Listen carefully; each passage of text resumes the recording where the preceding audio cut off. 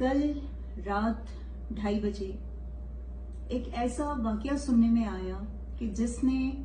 सच पूछे तो जिसको सुनकर रूह कांप गई, दिल दहल गया और सारी रात कोई सो नहीं सका। इतना जुल्म, इतनी बर्बरियत और इतना जब्र, ये तो शायद उस दौर में भी नहीं था कि जब जो है हम हिंदुस्तान के वासी थे,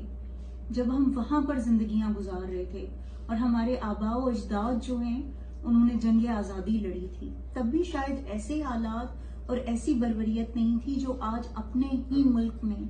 अपने ही लोगों के साथ बढ़ती जा रही है। मोहसिन लगारी साहब जो कि हमारे फाइनेंस मिनिस्टर थे एक्स, उनके साथ जिस तरह का जुल्म किया गया, जिस तरह की उनके बेटे के साथ जो है उसको तशद्दुद किया गया उसके साथ और जबरन उनसे